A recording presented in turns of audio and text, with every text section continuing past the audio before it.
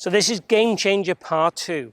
So I'm responding to a few comments and also want to bring in Cameron Smith into this equation too. So I want to showcase his golf swing and some of the things he'd do to help answer some of the comments I have from my Game Changer video I did the other day. If you haven't seen Game Changer number 1, let's call it that, make sure you check that out first. So what we're talking about really is how we can get these arms, what I call more forward, and keep the lag, and try and keep them what I would call almost ahead of the body, or certainly ahead of the torso.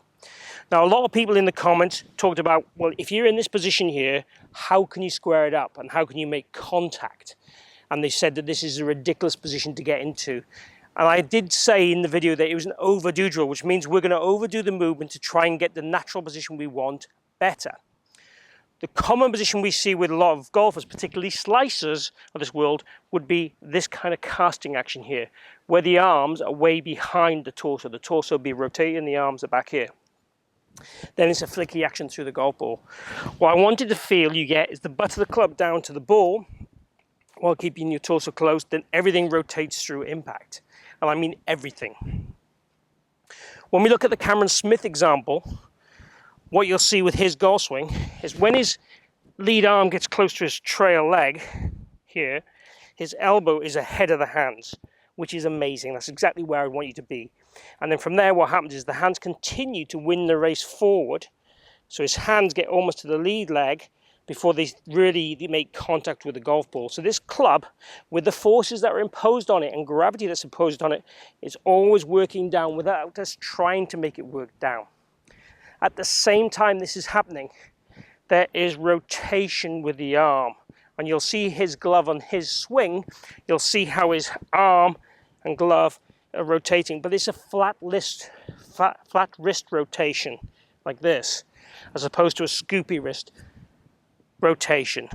So there is rotation happening at the same time, but I'd want you to feel as we start down, there's a lateral bump, the arms going forward, and there's a centering of the weight of the hips.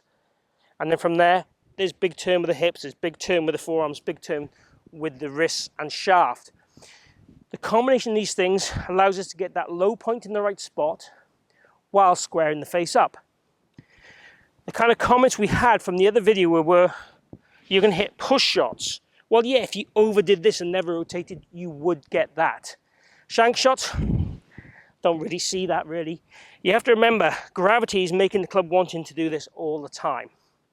And 25 years I've been doing this coaching, I've seen one player probably get their arms too forward in the downswing in 25 years, and I've coached a lot of elite players as well.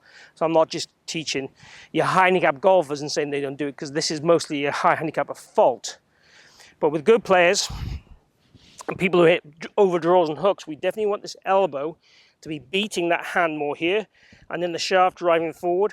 As the elbow and arm start to level up with each other, and the wrists start to uncock and rotate, that is all happening. We don't have to try and make that happen. Gravity, as soon as I start down, the club wants to lengthen, the club wants to unwind. So by trying to feel we push it forward, all we're doing is moving that low spot, that circle, later in the swing. That essentially was the premise of the Game Changer video. And we talked about it being the best drill. To remind you of the main drill, right foot back, left foot forward, trying to feel we've got our hands to a rod here before we'd make contact with the ball. And that would be the pre-swing or rehearsal. When you go and hit the golf ball, very much the same kind of feel, still with a closed stance. Now that ball flight is probably about a 4 or 5 yard push, but dead straight with no curve on it. If you offered me that to sign up for that right now for the rest of my life, I would take it. My pull shot is one that over curves left. So that there, the strike felt great, the flight was great, but I pushed it a touch. Yeah, I've got this closed stance. I'm not going to be rotating, and I'm not trying to rotate. So, and I'm not trying to rotate my arms. Again, if I go back into more my natural mode, guaranteed I'm going to start to rotate my body more, I'm going to rotate my arms more, my wrists more, and that ball flight will probably become a tiny, tiny draw.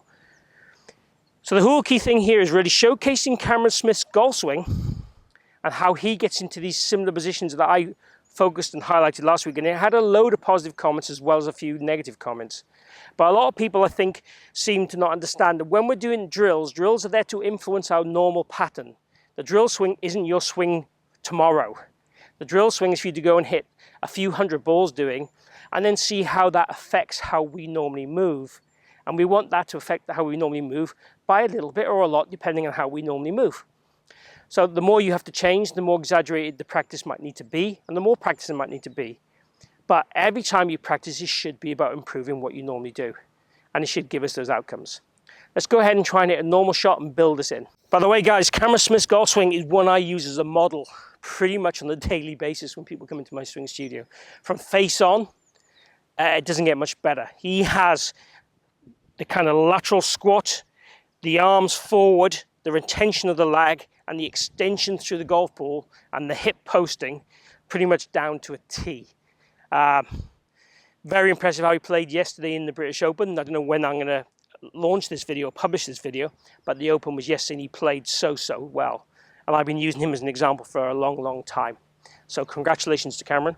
I was rooting for Victor Hovland, but that's just because he's young and European, really, more than anything else, and I think he's quite good. Right. So if we were going to step in the golf course from behind the golf ball, that exaggerated routine, hold that leg, push those arms forward. Don't think about rotation. When we go and hit the golf ball, what naturally happens?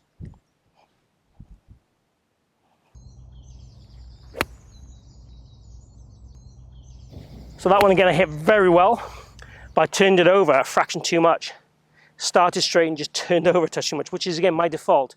So the drill, slight push, the real shot, if I'm being honest, would be called or classified as a pull hook, but it started straight and just turned over about 5 yards or so. Would have been on the left edge of the green if I was aiming at a flag in the center, but the strike and everything in that I was really happy with. Again, the more I practice this movement, the more it helps delay that hit. There's a word that's sometimes used. The more it helps me keep that club face squarer and not get it wrapping over. And the more it helps me shift my low point forward so I get that kind of pressure on the ball and that strike on the ball.